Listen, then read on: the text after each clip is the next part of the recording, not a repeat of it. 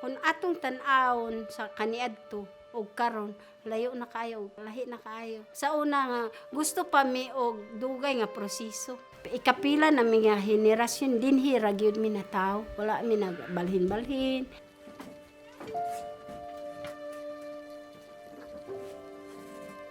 Nagsimula ang aking buhay na ganito, sobrang hirap. Dahil ang mama ko ay palagi na lang doon sa Cagayan, doon sa kaniyang kabit. Doon lang siya palagi. Ang papa ko naman ay sa Manolo.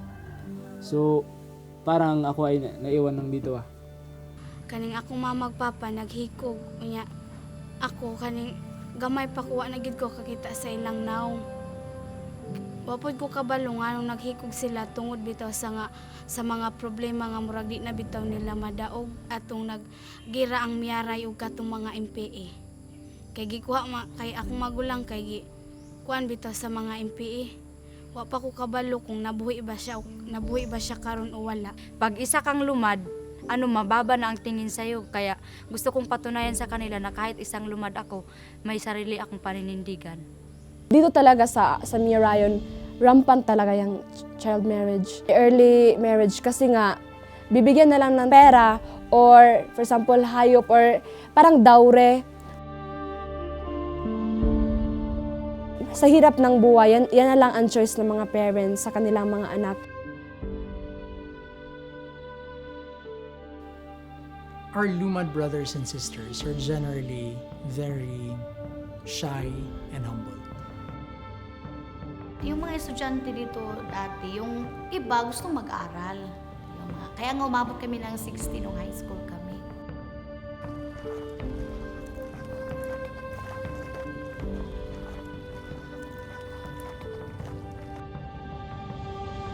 Lumalakad kami araw-araw mula sa bahay papunta sa eskwelahan ng 1 hanggang 2 oras. Dahil sa layo ng lugar, nakakapagod siguro. Yun, napapagod na din sila. Yung ilan lang talaga ang nakakasurvive.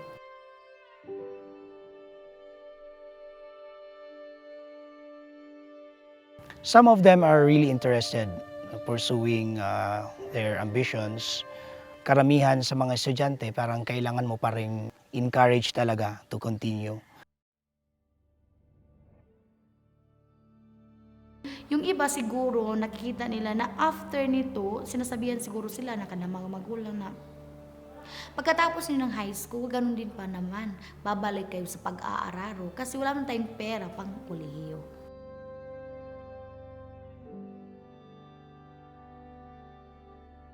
We have to do something. We wanted our students to continue with their studies.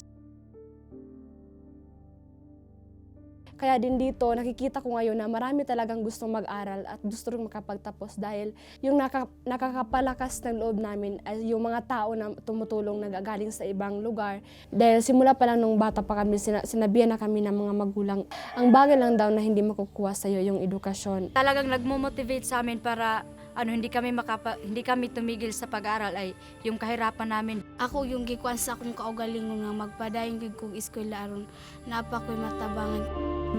Ang dapat kong gampanan sa bilang isang panganay na anak, kung magpadayon mo kog eskwela ka na nagig ko'y kaugmaon o matabang ang ginawa kong pamilya. Someday, ang magiging paaralan na to, yung bang hindi siya paaralan para sa mga pwede lang magbayad. Paaralan siya na nakapagbibigay ng sapat na edukasyon na kahit lahat ng batang gusto mag-aral ay makikita niya.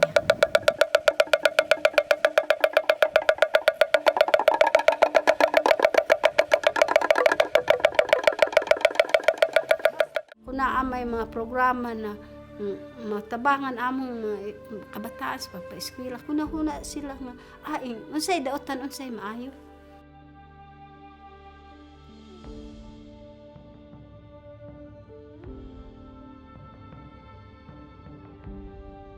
Ng Espiritu Santo, Diyos nga usa, hangtod sa kahangturan.